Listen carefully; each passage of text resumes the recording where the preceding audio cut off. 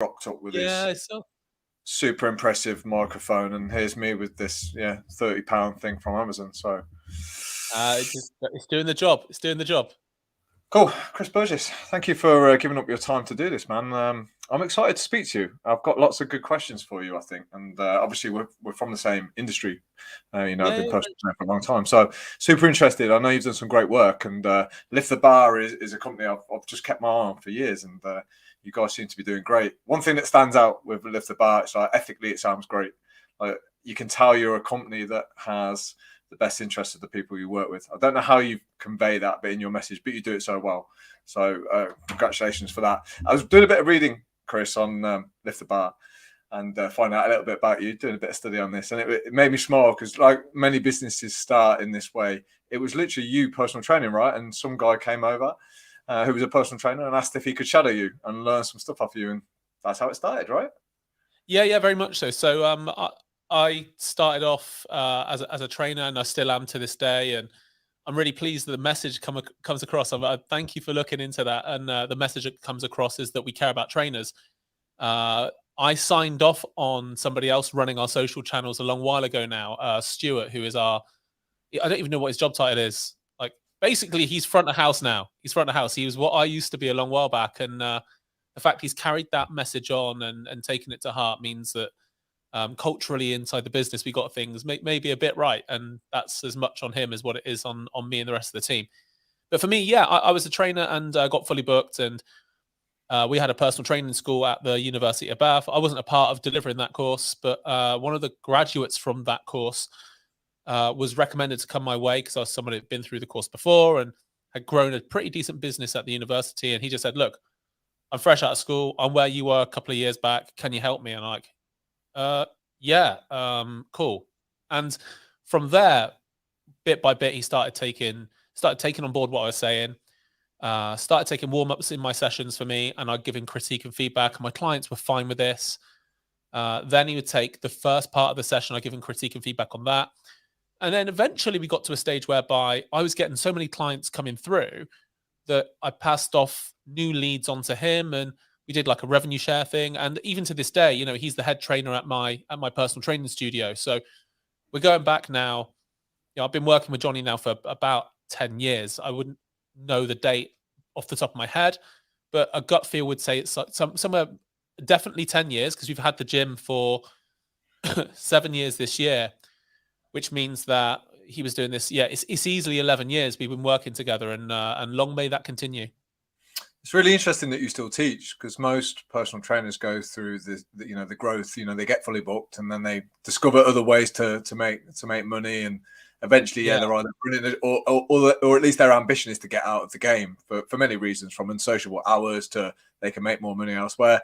Is that something you've just stuck with just for the pure love of it, for the pure passion of still having your kind of like your involvement in the personal training game? Yeah, very much so. The last thing I'll ever do in my career, hopefully at age like 70 or so, will be a personal training session. Scary to think that in 30 years' time, I'll be I don't know who I'm going to be training because all my clients are way older than me. And they've probably all gone by then anyway, Alex. But we'll cross that bridge in 30 years' time or so. I love this job so much, man. I can't even begin. I've got to stop saying it. So when it comes to running an online business and start talking about like the Lift the Bar thing and being a gym owner thing, I've been phrasing it as, look, I'm a baby in business. I'm a baby in running an organization, having a team, having a marketing plan, having business logistics, having a customer service team, having like CRM systems and leadership and management. I'm still learning that stuff, man. I'm a baby at it. And it takes a long while to become competent in those things. And some of those things I've grasped and I've enjoyed, especially trying to document what it's like to be a personal trainer who just loves being a personal trainer. But when it comes to the job of personal training itself, I back myself on that.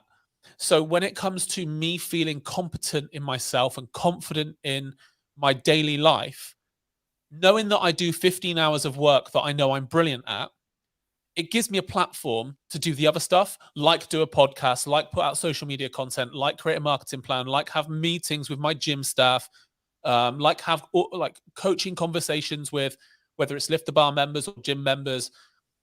everything that I do is built on the foundation of I'm good at least something. I'm good at least something. The rest of it I can learn on the job. I can take advice, get mentoring, get coaching, and all this stuff. But personal training is something that I adore. And to that end, the shortest amount of time a client has been with me is now 3.5 years. The longest time is we're pushing on for year 13 this year. So I've worked with these people an awful long time. They've become very close people in my life. In some cases, they are now very good friends. It's impossible for us not to be. You spend 3 hours a week with someone for 13 years, and it's impossible for these people to not matter in some way, shape, or form. I know they're incredibly proud of the stuff I've done at industry level, but they're even more proud that I still want to rock up, turn up. I'm advancing their training. I'm still bringing new ideas to the table when it comes to serving them. But most importantly, these are the people that have built my career. Like the people say, like personal trainers, you got to go out and build your career. But them sticking by me when I was not a good trainer, them sticking by me when I was distracted and uncomfortable in my growth, them still turning up made sure that I still had to turn up and develop and advance and make sure that they were being served to the best of my ability. And that's something I can never give that up, Alex.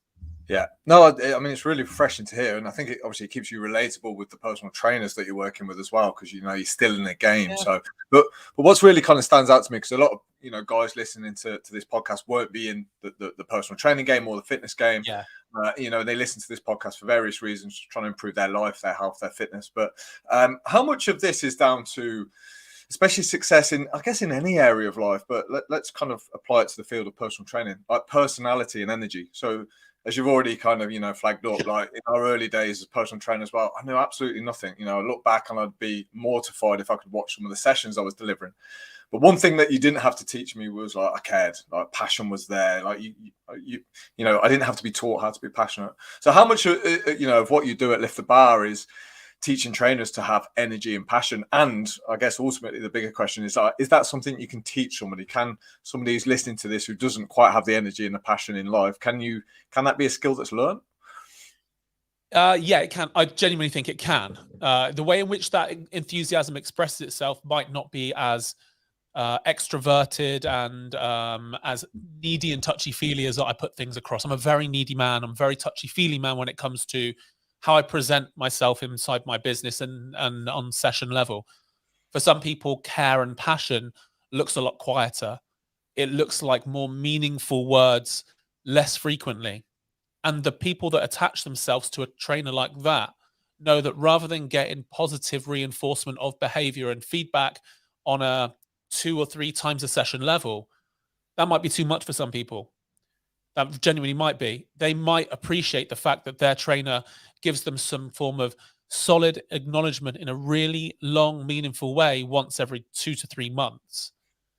So what I am very, very clear on is who I am and how I need to get the best from myself when it comes to the personal training job. I am validated by seeing positive emotion and the response of my clients. So if I'm not getting that, I've got to work harder at something, either the program, the delivery, the exercise selection, everything down to the music, the environment. All these things are variables that I need to adapt and manipulate so that I know that the people that come in are genuinely happy to be there, because that's the biggest thing about all of personal training for me. And this is the same for any service industry, any self-employed service person, Alex. When they get a client, it is remarkable. It's amazing, because of all the people that individual could have chose to spend money with in our industry or in any service industry, they chose us. Yet we've got a field crippled with like the imposter syndrome thing. Am I good enough? Self-doubt. And the biggest, I guess the biggest thing we could ever do is acknowledge the fact that if a client chooses to spend money with us, it's the biggest sign that we're doing something right. And when that happens, it's an addictive feeling. So for me, I am the most grateful person in the world that 10 people on this planet choose to get in their car, turn the engine on. That's not an easy thing to do when the weather's as cold as it's been recently. They get in their car, they turn their engine on, they drive to this awkward part of the countryside where my gym is based. They come through the doors, and all because they think that I can help them become a slightly better version of themselves. What an amazing way to live a life. What an amazing way to spend a career. Yeah. No, I think that's brilliant. And all those small things that you've touched on, the creation of the right environment for the client, and those small things that all compound. But again, is this something that you've learned, Chris, or is it, because again, it sounds to me like it's probably in you, that skill set. Like, those are the kind of things that I will pay attention to as well. But being in the personal training arena for 16 years, I also noticed that some trainers don't pick up on those small things. They don't pick up on the energy and what the client needs in that moment. So where did you learn all these skills, or were these skills that you just have on an intuitive level? Yeah, intuitively, I've always had that in me, but also like the neediness factor is probably something that is both a good and a bad thing when it comes to feedback and wanting to be validated for doing a good job. But when it comes to teaching that, like, yes, we do stuff on communication, self-determination theory. So ultimately, how are we going to make somebody feel like they have the tools and necessary skills to go on and be successful in their health and fitness life, whether it is through increased competence, so in giving them more skills, showing them that they are human with choice and that their choices matter, and then giving them a sense of they're not going it alone. Like, the worst thing in the world when it comes to health and fitness is that I know that this month there will be hundreds of thousands of people who are walking into buildings with gym equipment in. They're effectively paying a rental on to use that kit. And they'll go into those gyms never having somebody say their name, never having somebody say, what is your goals and why does that matter to you? Because I've got everything in my head that can get you to where you want to be. And these people are going to leave. They're going to put on hold, Alex. They're going to put on hold their good intention of having a really good, healthy life. And they're going to stop because they don't know what they're doing. They don't know if they're making the right choices, and they don't feel a part of anything. And that is really, really, really tough. Now, there are skills that you can actually learn about. So self-determination theory, communication, listening, body language, all this stuff matters hugely. But soft skills are still not trendy in the fitness industry. It's more trendy to learn about whether or not alcohol calories count more than carbohydrate calories, which count more than keto, which count more than vegan, which learning all about technical nutrition stuff, or learning about intricate program design or intricate session delivery. That's fashionable. That's trendy. It'll always be trendy. What's not trendy is saying, what are you doing to become a better communicator? What are you doing to identify somebody's core basic needs as a human being? And the best thing about learning these skills is that when you learn them and you adapt them properly, every relationship in your life gets better. Every single one. Yeah, absolutely. And I mean, I've just joined Yeah, sorry. No, sorry, Chris. Yeah, I've just joined a mainstream gym for the first time in years, because I've always trained out of my own studio. It's just barbells, just dumbbells, and I've got to admit, it was a bit intimidating. I walked into this newly kitted out gym, seeing all these machines. There was a hip thrust machine. I didn't know where the fuck to start on it. It was pretty intimidating, and I'm pretty confident. I like to think I know what I'm doing. But just looking around, it was really sad, actually, because you could see people who had made the effort to turn up. But you can see most people, well, in fact, the vast majority of people had no idea what to do, how to do it, how to use the equipment. So you can future pace that and think, well, you're not really going to get the results you want. So therefore, in 3 months, you're probably not going to be here. And the only thing that could jump out at me, because I try and go there to switch off, and I don't want to get into PT mode and try and go and correct everyone and, try and set everyone on the right path. But I just thought, man, if I was a trainer with just a little bit of energy and a little bit of ambition and a bit of decency, just with the aim to help people, it would be so easy to create a business in here. And I think sometimes now from PT school, everyone wants to set up their own studio, and it's like, well, what happened to the old-fashioned, climb the ladder, start in a gym where there's 2,500 members, and just be seen, just be helpful.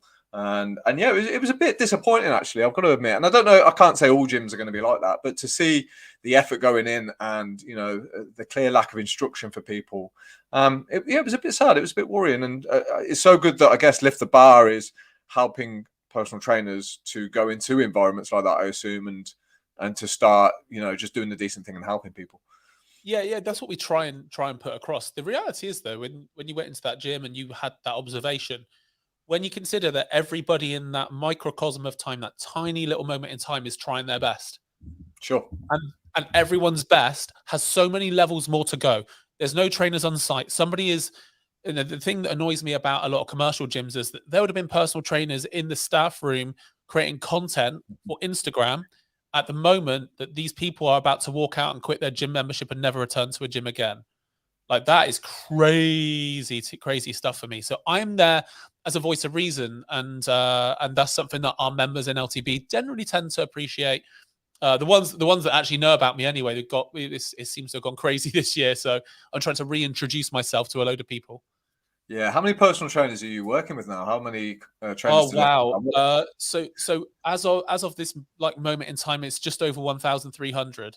Yeah, that's incredible, man. That's absolutely incredible. Yeah, I think there's more to be said. I think you could pick up more business from just coming off social media and getting out there in a commercial gym. Because like I say, there's 2,500, 3,000 members, most of which would love some help, are crying out for help because, like you say, they're trying. That's what makes it quite painful to watch. You can see they're trying their best. It's just that they're not, they haven't been shown. It's like anything. If you're not shown, you don't know what to do. And to think that, if you were a trainer that I guess had been under Lift the Bar and go in there and take the opportunity to help the people, you've got the foundations of a really good business there, right? Like, it's a great job if you play it right. Yeah, completely. There's for me, it's the best job in the world. Genuinely is. Might not be the best paid job in the world. Might not be the best career longevity. Do people really want to be walking around a gym floor, age 55, lugging dumbbells around for clients? Who knows? There's not that many 55-year-old trainers. I know that I want to do that, but also I know what it takes in order to keep people interested in their training, health and fitness journey. But when it's done right, the job of a personal trainer, there's very few things that I think can match it. I've tried a few jobs, and this to me is absolutely, it feels like a calling. Yeah. How many trainers go on to have similar success to what you've had? So how many trainers do you work with that find that passion of saying, Wow. I will personal train until I'm done? Because it's very, very rare that I know a lot of trainers. Most people want to get out and do something different, more for the sociable hours. Like that's what I found challenging. Most of my business was 6 p.m. till 9 p.m. or very early morning. So yeah, how many trainers have that passion that you do, or is that what separates you, the owner of Lift the Bar, to the average PT who spends their career in the gym? Yeah, I think it's an interesting one. I'd say that it's very common in LTB, but is that because of what we do, or people who come into LTB are naturally looking for career development anyway? It's very rare for personal trainers to actually seek out any form of career development, because the reasons for getting into being a personal trainer for a lot of people are they want to work in a gym, they want to work around an environment that inspires them, not necessarily realizing or catching hold of whether or not that environment is at all inspiring for somebody getting started in their health and fitness journey. But when it comes to LTB, members generally tend to come in because they want career development, and therefore they're looking for that career longevity, which is an amazing, amazing, amazing thing. And there's a few members that have been with us literally since day one. They were part of my launch all the way back like 8.5 years ago now. 8.5 or 8.25, I don't know. A long time ago, when I had full brown hair ago, not grey hair ago. And they're still personal training. They've moved from like doing mobile PT to creating a small studio in their garden to now having their own fully fledged semi-private training facility and an online business and all this kind of stuff. Then they've gone through the rite of passage of like starting small, adding layers, and like developing and scaling that way. And to see somebody do that, not just over like very trendy thing over doing it over like 6 to 8 months, but to have done that over 8 years and still be really into the job, be really inspired by working with clients. That's a really, really amazing thing to see. And to know that I'm not alone in that vision of what I want from my life is amazing. And when it comes to the unsociable hours, I absolutely agree with you. I agree with you so much on the unsociable hours, Alex, like you couldn't believe.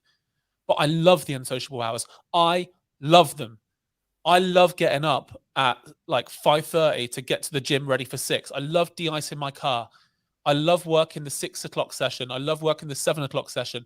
Because do you know what? By the time 7 o'clock is kicked out, I'm home for 8:15, which means I can take my kids to school on the back of already earning a decent amount of money in that day. I get the kids to school, and then I've got a couple of hours mid-morning where I can do another couple of sessions. And by the time we've got through 4 sessions in a weekday, I've made some decent money. I've taken my kids to school. I've got enough time to do the school run on the way back. Therefore, I'm allowing a physical training business to support the life that I want. And my life is completely built around being the absolute best dad I could possibly be for my kids. And at the stage of life they are at the moment, that means walking them to the school gates, being there at the school gates, being able to take them to their various activities out of school. And if they're not going to do activities, sit down and watch a movie with them. This is the stuff that gives me life. And the fact that I can do 4 sessions per day completely around that is amazing. It's amazing. Yeah, no, absolutely. That totally makes sense. I mean, we spent a day today in, doing a course on this very thing. We look at the primary aim first. So this is basically what's most important to you in life? Because my opinion is that your personal values should come before your business values. So you get those personal values in alignment. So like you said, taking my kids to school is number one, and then we build the businesses around those personal values. However, it's quite difficult, isn't it, when you're anyone listening to this who's thinking about starting a business or new to business. Often most people start business, I don't know if you agree with this one, Chris, but mainly for autonomy and the freedom to pick, choose, do as they please. But in my experience, to get to that point, I had to do a lot of things that were probably contradictory to that. So when I first started personal training, for example, I had an open diary, right? I literally said to my clients, here's my diary, book me whenever you want, I will work. So it's kind of like, understanding that. How do you deal with this when somebody new comes in who says, look, I want to break away from my employment role. I want to start up a personal training business. The main reason is for that freedom and that autonomy to do what I want, knowing that probably the way to get that is going to be to work your balls off and get to the point where you have to put in all the hours under the sun to get the reputation, to get the skill set, and then in turn, long term, to start creating the life that you want. Is that the usual approach? Yeah, I mean, it can be. I mean, the reality is to get to the stage whereby you can tell your clients, look, I'm only willing to work 6 o'clock and 7 o'clock in the morning, take it or leave it. That's a long time. You've got to go through almost a rite of passage when it comes to this stuff, unless you've got a really good, sound financial footing behind you. That's just the nature of life. Like when it comes to somebody saying, right, I'm going to pack up the office job or pack up my full-time work, something else, I'm going to build my personal training business. It's like, for me, taking the plunge and taking the choice away and just going straight from one to the other is something that I never had the courage to do. And I'm delighted I never had the courage to do it. Like for me, when I started out and the path and what I can advise on, if other people got the courage to do it and have got the financial backing to do it, or they got the sheer bloody mind enough to make it work, that's fine. Cool. Go for it. Listen to that person that's done that thing and absorb everything they've said. But I've never done that. So I can never advise somebody to do it. For me, what I did is I had a full-time office job. I qualified as a trainer and I looked at my office hours. I had to be in the office for 8:30. I knew I'd leave the office at 5:30. It was the done thing to get in a bit earlier and leave a bit later. But when I knew that PT was going to be my thing, I took those optional bits, like the booze after work on a Friday, and canned it all. What I did is I put a soundburst out way back when, and I got a 6 o'clock in the morning client. Monday, Wednesday, Friday, 3 hours a week. At that point, it's £35 a session. So we're talking £105 per week. Working 6 o'clock, get changed, get to the office, 8:30, no problem. But the office is 15 minutes away from the gym. So then 7 o'clock got built. So now we're talking 800 quid a month off of working 6 a.m. and 7 a.m. I couldn't really push another session into that. So that's good to work. Then I got 6:30 p.m. nailed. So now, we're starting to talk £1,200 a month. Save. Don't spend it. I'd spent it all in the first 3 months because I thought I was 50 cent with my checkbook out. But for me, I started saving, build a platform for that. Then I knew I couldn't push it anymore because At this stage, I was leaving the house at 5:30 to do personal training, 6 and 7 a.m., going to an office job, which has its own pressures, then doing personal training from like 6 until 7 or 6:30 till 7:30, depending on the client. So I was not getting home until like 8 p.m. I've got a wife who is the most incredible support I can't even begin. I'll start welling up. I know it's meant to be a man podcast, but I'll cry my eyes out if I start talking about Sam too much. And for me, to know that I had that platform of revenue, I knew I had to stop there. I didn't get greedy. So I had a full-time salary in a good paid job. About £1,200 a month in PT revenue coming in. The next stage on for me is I actually took on distance-based clients, right? So hybrid. I coined this phrase a little while back. So they're a client who will train with me once per, like every 2 weeks or once a month on a Saturday morning. So I'd spend my Saturday morning training people who'd only come to train with me once a month. And in between that, they get digital support, now known as online coaching. This is like 10 years ago. So during my lunch break, I'd be checking in on a daily basis with my online hybrid type clients. And now all of a sudden we're talking getting up to like £1,700-1,800 per month, just getting bang, bang, bang, bang, bang.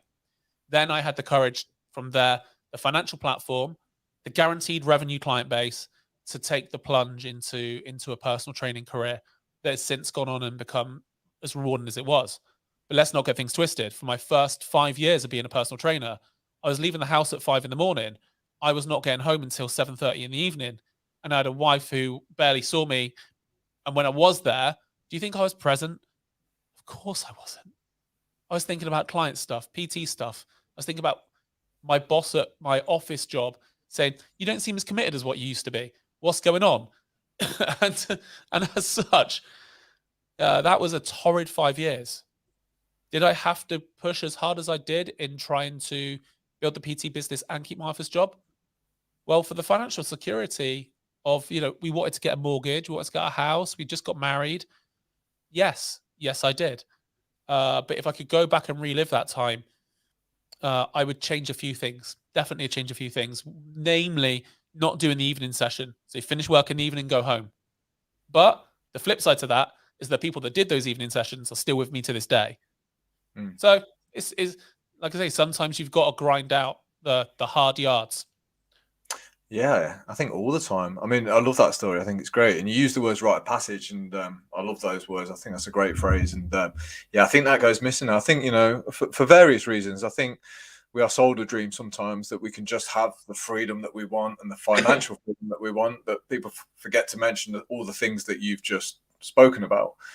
So like I say, I know in my life, when I look at, all the things that are now bearing fruit, that are now, the highlights of my life have come off the back of what you've just said, like pure sacrifice. I think selling that's hard, Chris. If you say to a personal trainer, which is, if I was working with a brand new personal trainer, that's exactly the kind of information I'd say. I'd be, look, open that diary up, get your hours in, get your experience in, get up at 5 a.m., go home at 9 p.m.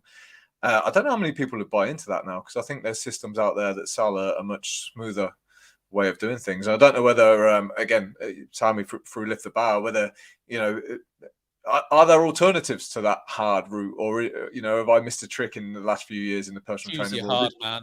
Choose your hard. Yeah, absolutely. So if you rush that, you don't know what makes people stay. Look, if I wanted to sell a program to PTs that told them how to get fully booked inside 6 to 8 weeks, I'd be telling them how to be me for a short period of time, and that will only work once or twice. The rug gets pulled under people who do things like this and follow a mentor's or coach's way to the letter.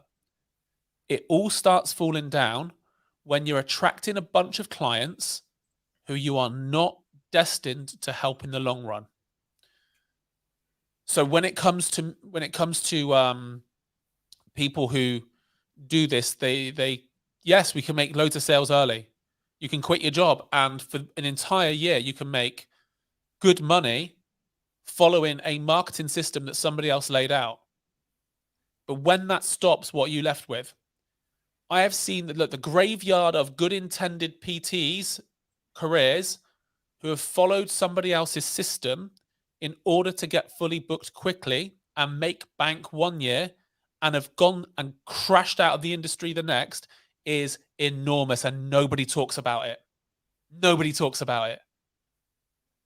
Like the longevity in this career, it absolutely comes from knowing that when people come to you for who you are and everything that you are, your values, the way you view the world, the way you view exercise, the way you keep them accountable, rather than following somebody else's blueprint, that's when you can get comfortable in knowing exactly how to find more people just like that.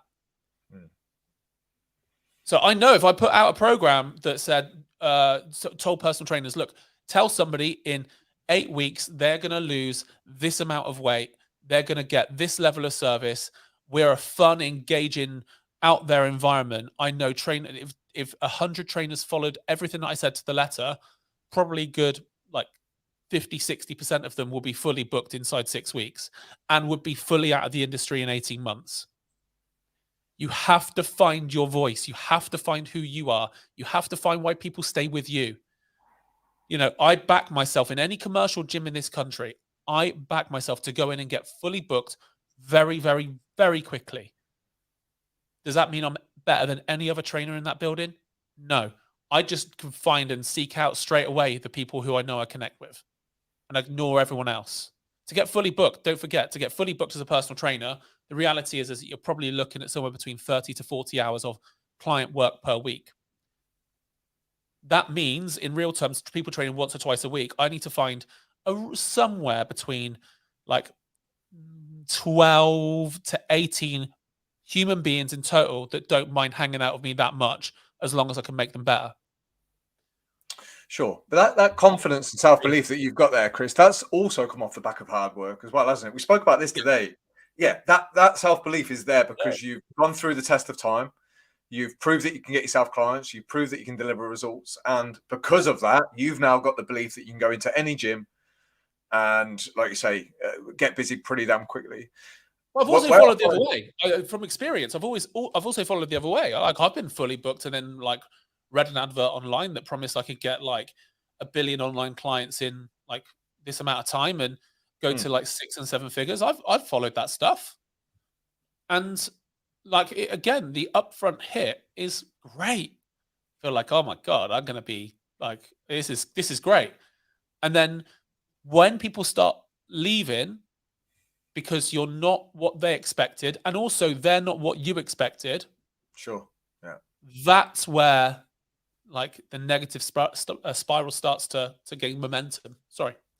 That's all right. Yeah. So, like I say, a guy listening to this, and you've mentioned the words, you know, when you start to become more comfortable with yourself, and you know, find your voice and so on. How does someone start about going about that process? So, if someone's unsure about who they are or what they should do, and this is, you know, related to any area of life, like, yeah, where do you start discovering who you are? It's a really tough one, and you got to ask yourself hard questions. The question I ask myself every day without fail is, why do I feel the way I feel about everything today?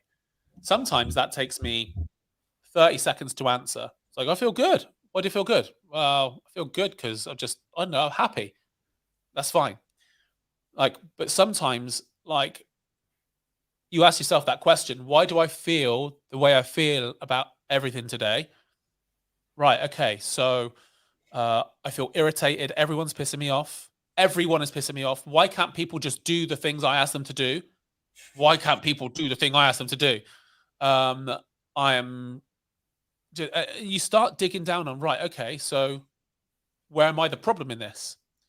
Well, I'm stressed financially. So that means I'm sleeping less. I'm sleeping less and I'm having a few more cans of beer in the week.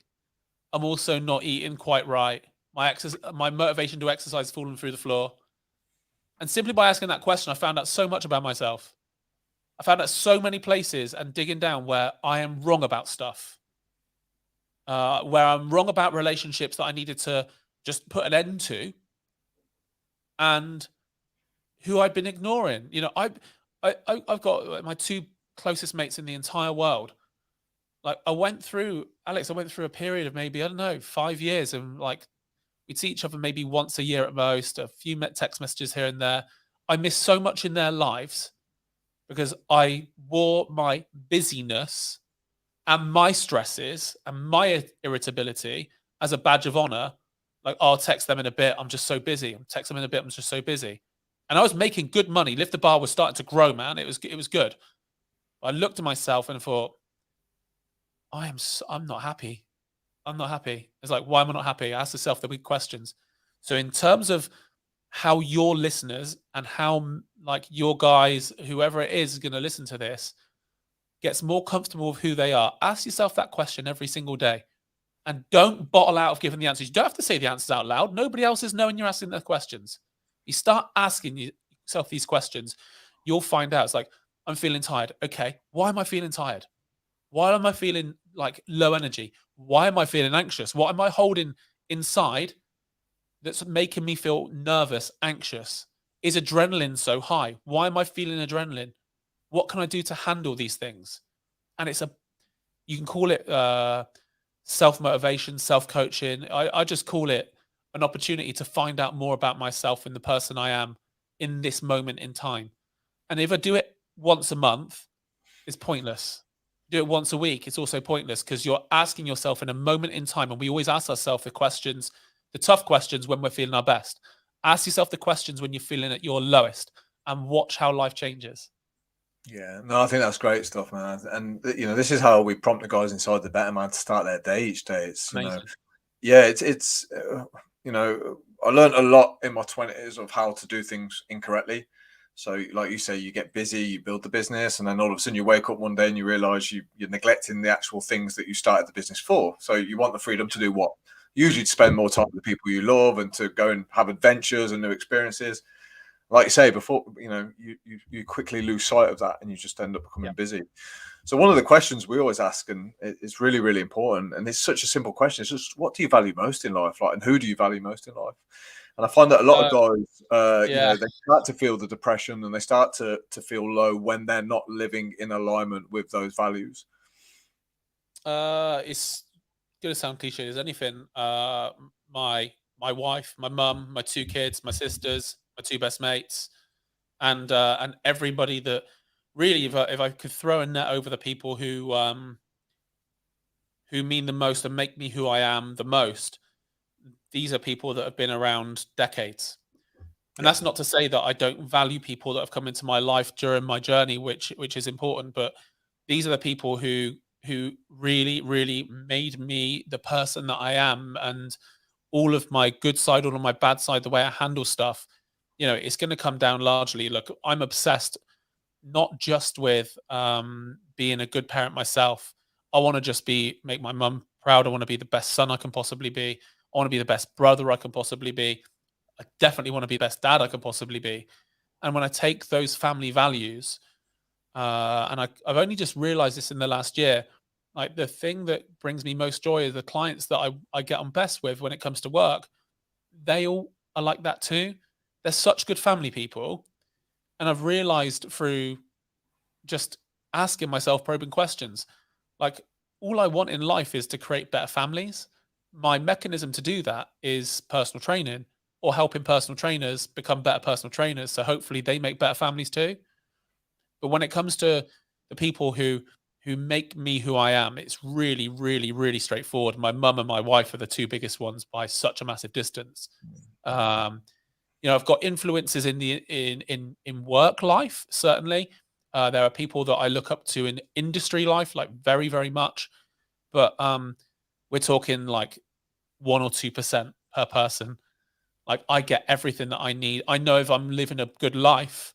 I know if I'm happy in myself, not because of my bank balance, because I never pay myself from Lift the Bar anyway. I'm still paid by personal training revenue and things like this. So for me, the most important thing is, am I living a happy life?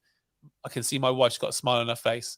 I'm getting time with her, getting time with my kids. I'm speaking to my mum on a daily basis. I'm hanging like my best mates. We're 2.5 years into not missing a single day chatting to each other. Like, if my business dies overnight, I've got these people. Yeah. And that's the most important thing. Yeah, and it's funny you're talking about this, because this is where the Better Man's evolved to, and it's why I called it the Better Man, because you know, it's about creating better lives, and you know, that's what we do inside the group, and everything you've just mentioned. So, you know, I don't know how old you are, Chris, but I don't know if it's an age thing, but I had the same kind of, you know, realization. It's like, actually, the things that I said were important to my life, I'm not actually giving them the time and attention they deserve. So we had the same chat. You know, I dropped my mates a message and said, look, lads, we hardly see each other anymore. You know, you know, this isn't what friends do. So we set up this WhatsApp group, and every 6 weeks we put dates in the diary for the whole year, for every 6 weeks, and we just say we'll either grab a beer or we'll go and do something fun. Yeah. Those kind of things. And then when your alarm clock does go off at 5 a.m., and you know, you kind of like, if you know why you're working hard, that helps, because I think a lot of people are just going through the grind every day. I think it helps to have, you know, things that make the sacrifices worth it. And I think if you lose sight of that, you can fall into the cycle of, I just work, I just fucking work, I just work. When's this going to end? I'm tired.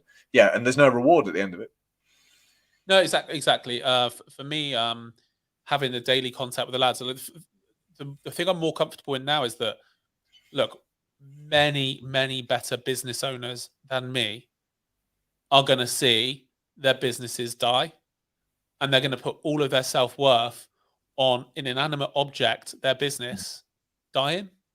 Yep. And that's incredible. It's so sad, but so much pressure on proving to the world that they have a great business without really realizing their business and them are not the same thing. I've only detached myself from my gym and Lift the Bar in the last 3 years, and that's taken a lot of time to get my head around.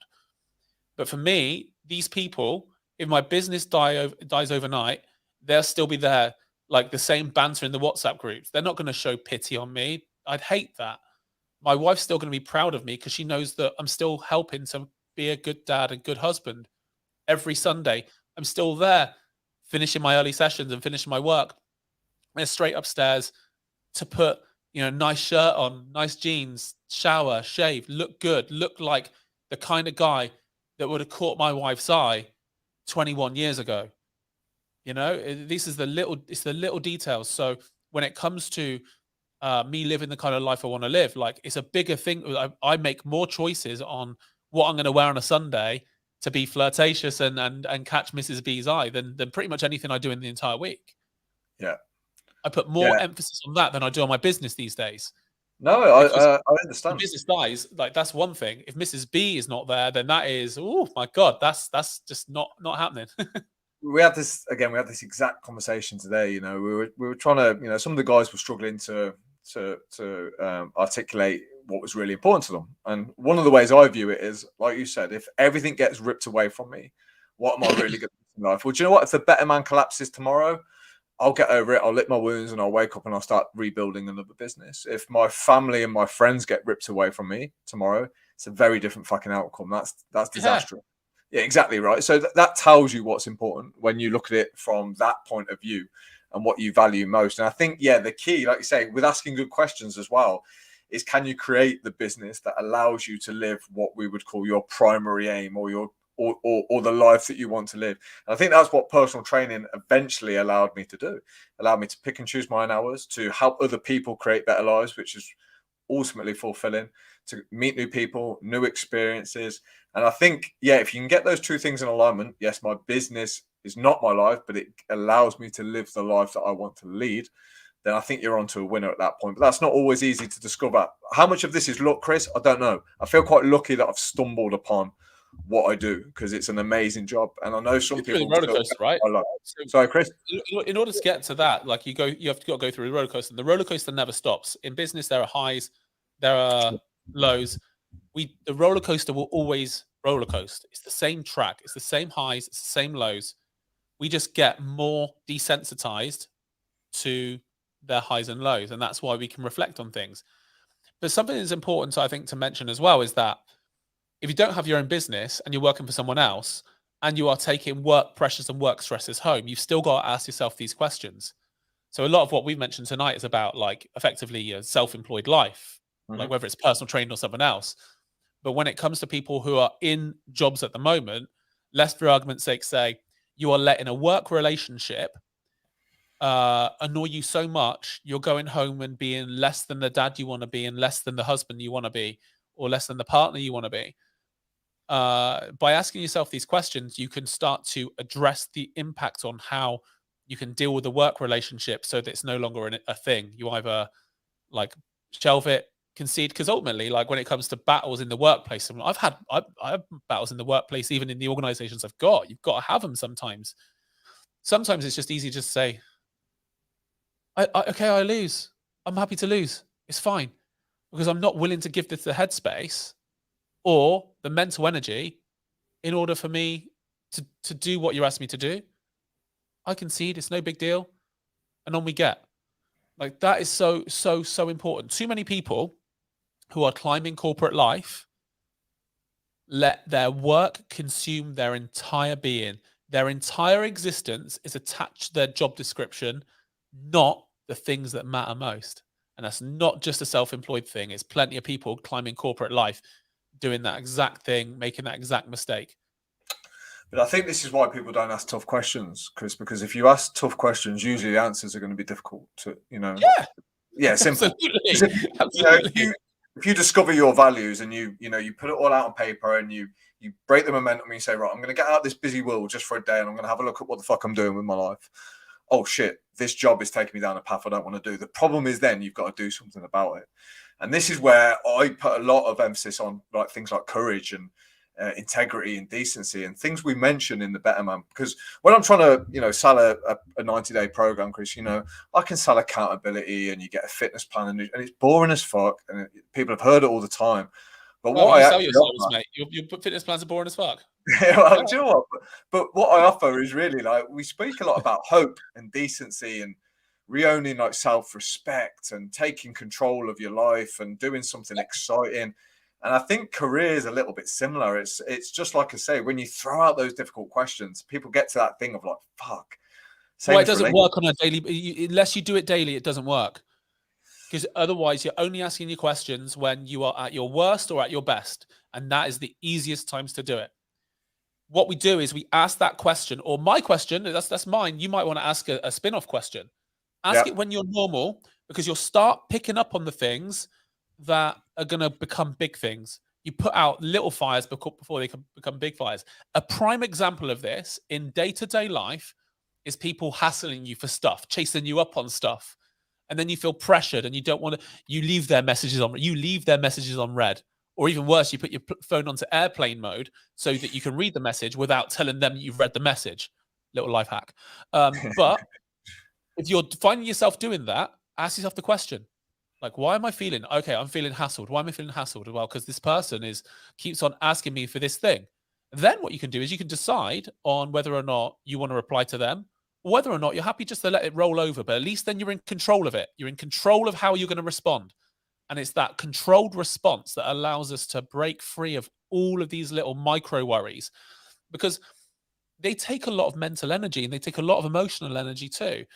And all it takes is 2 or 3 of these little things. Everyone thinks that in business or in life, it's going to be a big thing that sets you off as like either really successful or really unhappy. And it's not. It's the accumulation of lots of little niggly things that if you just addressed when you're at your normal flat level, oh my God, I can't even begin to tell you how much it's had an impact on my life in every single way. But there are some key areas, right? So career, relationships, there's 2 things that we could skip all the small stuff and go straight to the big stuff if you wanted, right?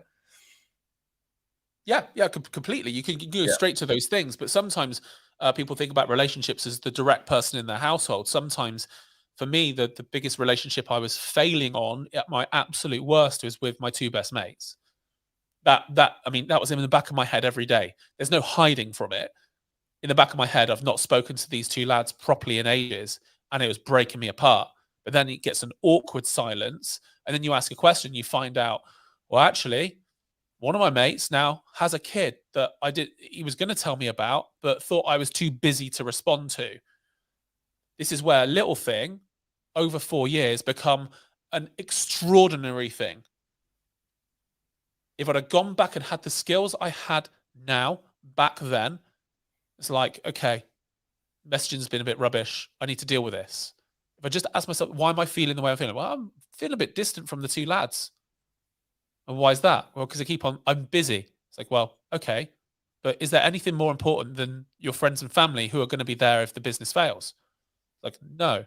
So what in your diary are you time wasting on? Like one or two things. And then you get to the crux of, okay, this is a me thing. It's not a them thing. And that is the thing that I am so, so, so guilty of. Some of the stuff I've mentioned in this podcast so far today is like, I'm making it sound like I've always had this figured out, and I've not. I've had to learn this in such a hard way. And the ability to answer that question when you are normal is the most brilliant skill you could take on. Because, like I say, if you ask at your worst, like you'll blame everyone. If you ask at your best, you'll put yourself on a pedestal. It's when you're at normal and the little things are starting to get annoying, that's the perfect time. And there's things that annoy all of us every day. Today, I've been annoyed 4 or 5 times. Do the work on it and off we go. Yeah, but again, like every other successful person that I've spoken to, often the success has come from those periods of time where things are really not going well. So the way that you learn and discover that your friends are really fucking important to you is by doing exactly what you did and kind of like, you know, treating them as if they're not. And that's the only way I've learned as well. And there's not many people I speak to on this podcast who have had some form of transformation or are doing well in their life that it hasn't been a result of things going fucking, you know, the opposite way. So I think yeah, it's the best way we learn. It's certainly the best way I learn. I learn best when I just fuck things up, and I know that that's not the way to do things in life. And I think this is where I use the phrase "luck." I just feel lucky that I've stumbled upon what I do now, because I could have tried 20 other things that hadn't have worked out, which is fine. It's just like, you know, food. It's like you only know what foods you like by trying a variety of foods, and sometimes career and passion can be the same. The thing that makes that a problem, Chris, is we've only got so much time on this planet. So this is where I'm all about, like, dude, if you want to know what your purpose is, just try stuff. Just go and do stuff. I know that you're not going to find out what you want to do in life by sitting watching Netflix. So there's almost an element of just fucking get out there and try things. And eventually one of your interests will become one of your passions. Absolutely. The thing is that we are social creatures by nature. But some people find that really, really tough to go into environments like that. So when it comes to, if you've not found your thing yet, what can you do with other people that gives you a sense of belonging? Because it's incredible how much passion comes from all of us when we feel like we belong somewhere. Like we grow up and we go through the academic system, and whilst I think the school system is incredibly flawed for a modern world, if you go back to a moment in time, we're sat with our mates in science class, not listening, learning how to create pea shooters, and we're then playing football, and we belong to something until we're 16 years old. And then we get the choice as to whether or not we want to carry on that journey.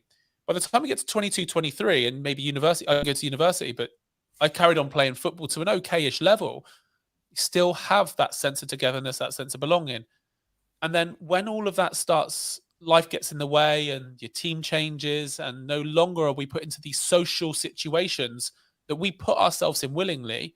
Once all of that goes away, that's when a lot of people find, in my experience, they start to find that they don't know what their passion is. They don't know who they are. And actually, the thing that they're missing more than anything is a sense of actually they're not walking through this planet alone. And you know, there's plenty of people in relationships that still feel very alone. Like it's not down to, even in my relationship, I think I've got the best marriage there's ever been in history. But Sam still isn't enough for certain things. Like, and it's not her job to be my teammate playing sports and the things that I like to do that way. It's not her job to be my beer drinking buddy like my 2 best mates are. When we make ourselves more available for social situations, whether it's playing a sport, joining a club of any thing, shape or form, you watch how passion changes. Like I've never in my entire life, Alex, been passionate about martial arts. Went to take my daughter to a Brazilian jiu-jitsu class, and the way they made her feel so welcome, the owner's got great family values, great family man. I was like, that is a good dad. That is a good husband. That is a good person. He knows what it's like to talk to a 5-year-old timid kid. I never wanted to start myself. Always got it's still on Instagram, you know, oh, this looks all right. It looks just like man cuddling. You go team. That's your thing. I play football and I deal with passive aggressiveness, not aggressive aggressiveness. And here we are 3 months later. I think it's the best thing in the world. Is it the wrestling I like? No. Everybody there, good family people. And even if they're not got families, they treat that as their family. They want everyone to succeed, everyone to win. They speak with levels of courtesy and kindness that I could never before really felt or haven't felt since I was playing in teams that are getting to cup finals in football, I feel like a part of something now. And that's not a thing that Sam, my wife, has failed at, my mum's failed at, my daughters are failing at. But now I feel a part of something. I feel like I belong to something more. It's incredible. And that's where a lot of people make the mistake. They simply don't put themselves into social situations. Human beings are social creatures. We thrive on a sense of belonging. Whether that sense of belonging comes from 1, 2, 3, or 4 people doing extraordinary things, find that. It's so important. And as a gym owner, I see it all the time. People saying, I wish I'd have done this 10, 15 years ago, because I feel like I've got my gym friends. I've got like everybody's on the same journey together, and I feel like I'm a part of something. People are going away from social anxiety. People are afraid to leave the house 6, 8 weeks ago. Now pretty much run to the gym to see their gym mates. We are so social by nature, and everybody plays that down, and it makes me so annoyed. No, I agree. I mean, I run an online business, but the most powerful days are like the ones today, where we all drive from, all over England and Wales and Scotland to meet in a route, and it's, or we climb Nevis or we do something, and those days are so powerful. But I think this is the, where technology's advanced, Chris, I can live my life without really going outside now. So I can get my shopping delivered to my door. I can find a fucking wife online if I want to. I can do, I can run my business. There is every opportunity for me to feel like I'm connecting and socializing without even stepping outside. And I think the two things you mentioned are very different. So connecting through the art of social media or text message is so different to, like you say, joining the BJJ club, being around people, touch, feel, communication, vocalizing, body language. It's so different. And this is one thing that I say as well, your environment is so important. And I feel like some guys need a real nudge, because it's pretty scary jumping into a new environment, especially like yes, it is. The martial arts world, BJJ, all that kind of stuff. But I've never really known anybody that's had regret about finding a good social circle. Yeah, especially one where, like, effectively, unless they help you get better, they don't get better too. It's in everyone's interest. So even if it's let's say it's walking football, which is becoming a big thing for men in like their 50s and 60s. Even if it's walking football, like, it's in everyone's interest that you get a better player. So they'll help you, they'll talk to you, they'll laugh with you, you muck things up. It's so important. When we struggle together is when the magic happens. Absolutely. Yeah, this is why we do the physical challenges, why we climb mountains. Yeah, that's how men bond. You think about why Tough Mud has become it was a multi-million-pound business until Will Dean sunk the thing by trying to become a TV star. Okay. But when it comes to things like obstacle course races, and especially the Tough Mudder scene that was so big before the pandemic, huge, thousands, hundreds of thousands of people all over the world doing this stuff. Yeah. And you could only get around with help of others and helping others. Literally, that's it. Whether you go alone or go in a group, you are not getting around the course unless somebody gives you a hand and you give a hand to someone else. That is literally the popularity in a tiny nutshell. That is it. Yeah. No, I hear you. If anyone really ever opens up to me, it's always after something where we have together struggled to achieve some kind of challenge. So when we climbed Nevis, last weekend in the snow, 10 hours up, down, we didn't say much to each other on the way up and down. I mean, we were, head down, focusing on the work. But afterwards, because we've been through that struggle together and that bond and some piss taking and bantering, the communication after and the openness, I always find that's when guys really let their guard down. Like, they almost have to go through that first stage of, the struggle, as you've rightly said before. So I think this expectation, guys should just open up and talk. I don't know how many guys are actually going to do that. I think by putting them in social circles where you do physical things, you move, you get out, you build things, you have fun, you have a beer even, whatever it is. And then I always find the talking comes after that, after the bonding. And I think that's a really good way of helping with just general mental health. It's just, being around decent people, other decent people. I never proclaim to be a mental health specialist in any way, shape or form. I think people who do that are beacons of our society and deserve way more praise and funding from the government than they get. But the talk about let's get people talking, I wish that that message was a slightly different. I think talking's important. Like, get men belonging, and we win. We win. Yeah, honestly. The mental health of men across the world will improve if we have an absolute emphasis on how do we get men to feel like they belong. And if we do that, then they'll talk. Yeah, absolutely. I don't think going straight to the talk is going to be the most successful route in. And this is just for experience. So, like I say, I think getting men moving, getting men belonging, an environment for me is the first thing. And Exactly. you have to accept that, yes, some men aren't going to do that, unfortunately. And I think you can only help those who are willing. Or I think the biggest, we mentioned this today as well, the biggest driver of change is usually necessity.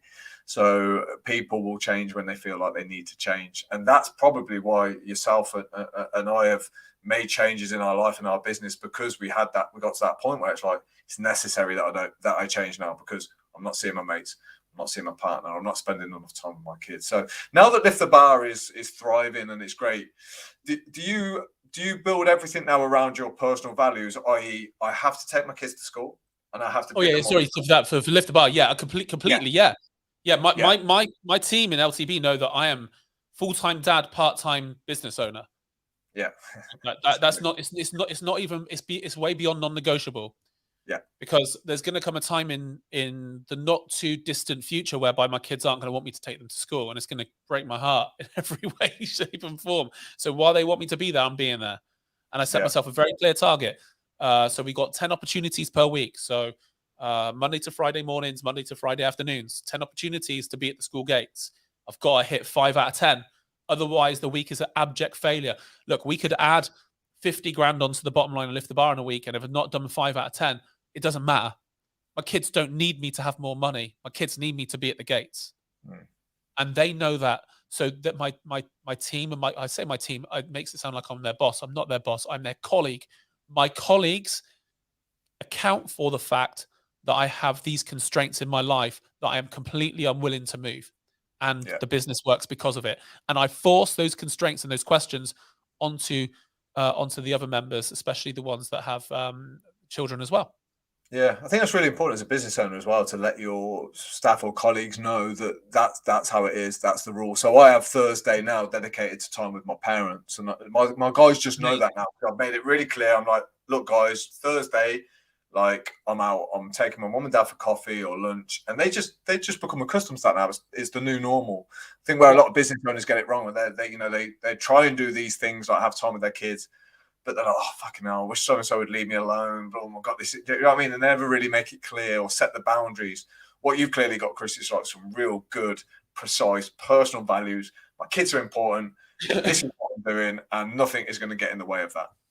Yeah, it's the same in the evening. Like I find myself, when it comes to running the business, when I do the school runs, actually to run a good business, like, what if I'm not working like between 8 and 9:30, and then between 2:30 and 4? Look, sometimes the business needs to catch up on that. But get home from work in the evening. When I get home from work in the evening this evening, my laptop stays in my car. Please, if you're based in the Bath area, don't break into my car with my laptop. It's kind of important to me. But the laptop goes in because any work that I need to do in the evening that requires a laptop means that I have not managed my time appropriately during the working hours. And like once we finish dinner in the evening, that's where Mrs. B gets her foot rub. I completely ask about her and everything that's going on in her head. Not talk about the kids and things like that, but how she's feeling about life and making sure that she feels like she's understood and valued, because that's a big part of who I want to be as a husband. So I make that time all about her. And some of that is making up for the time I lost earlier in my career when I had to do the yards and I wasn't there in the evening and I was distant because I was always thinking about the business. She ran those yards with me. She had a distant husband, and she's not having a distant husband anymore. Yeah. Like, she but doesn't. Freedom Like, has a cost, doesn't it? Yeah, freedom has a cost. Do you know what I mean? And this is where, like, that I'm not sure whether the word balance is really appropriate here, because it's not balance. You gave more to the business at the front end, so that you can give more to your family. But Chris, I think it's really refreshing, and I hope business owners and guys that are going off on their own mission can use you as an example and as an inspiration as to someone who's got a successful business, but not at the detriment to their family. So I think you've done an incredible job. And I kind of knew, like, we've never spoke before, but I knew that about you just from the vibe that you give off and the content that you put out. So if I was a trainer signing up with Lift the Bar, I'd kind of know that would be the approach that I get. And it's really, really appealing. It's, it comes out in everything you do, which is, real credit to you. I think you're doing a great job. And, I'm always a little bit pessimistic about the fitness industry because I've seen so many not so good things. But Lift the Bar is always a company I've always kept my eye on. I think it's great. And I think you're doing some great work. And for you to get your message out and to hear you talk about, what you really value in life and how you still build a business off that, I think it's amazing. So I think, keep spreading the word of what you do. Yeah, I appreciate that, man. For me, I made a very conscious decision, like I said, 3 years ago, to not be in the fitness industry anymore as such. I am completely committed and love what I've built with the team at Lift the Bar, and I'll remain there. But in terms of public facing, like I'll let other people do that now. I've kind of had my time doing that, and once those yards have been run, like there has to come a dignified point whereby I could remove myself from the large operations inside LTB, and I could still continue to enjoy my personal training stuff and all those things, and give loads of time back. And yeah, running the hard yards is an important part, and having balance is an important part. But the most important thing for me is that I know when the time had come for me to completely wind down the amount of hours I was doing, and not working hours of work just for the sake of working hours for work. Like ultimately, like for me, I can manage things now in around about 25 hours per week. So if I'm working beyond that, I'm faffing, and that's not success. Yes, on a profit and loss sheet, the business might look successful. From a staff retention perspective, might look successful. From a set up front sales perspective, might look successful. If that's coming at a cost of me not having a good family life, there's no point. And that's where I wish more people would look at their life and think, okay, running a successful business does not mean I'm a successful person. You mentioned a couple of times, like, it's Lift the Bar successful, and I never really think about it. I never give it a second thought. The most important thing is are my colleagues and my team living happy lives? Are we doing what we can to live a good life together? And then once we've done that and we've added value to our customers, are we going home and just being good people for the people in our lives? And if that's success, then I'll happily hold that up as success. But I never really give business success a second thought. We do a good job and we go home and be good people. But that's exactly why I phrase it as successful. Yeah, everything you've mentioned. You know what I mean, everything you've mentioned. I find it really tough. I take praise really tough as well. I don't really live for it. I'm so awkward when it comes to somebody. Oh, you look like you do something really good. It's like, really? I thank you. Is that what we say? Thank you, sir. I know exactly how you feel on that one. But yeah, just from somebody, like I say, I know the industry well, and to see what you've achieved. The industry drives me mad. That's why I had to take a back seat to it all. Like, nah, no interest in like being an online star. Luckily, I can't because I'm too old and haggard, and my teeth aren't good. Everyone's got good teeth now, man. Jeez, I've not got the online life. I don't want to be a presenter of expos and things like this. It's just, for me, it's just about like, how can I do the minimal possible with the biggest impact and get the hell out. So I just let other people be the industry people now.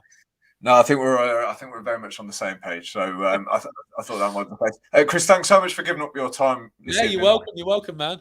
It was awesome to talk to you. One last question, dude. What would you advise anyone out there who isn't feeling the love right now to do? What's the first thing they should do in order to become a better man? Where would you start? Ask yourself better questions. So that's literally it. Done the right way, it can change your life, and ask them daily. Fantastic. Chris Burgess, you're the man. Thank you so much, mate. Thank you. Cheers, mate. Chris, thank you, man.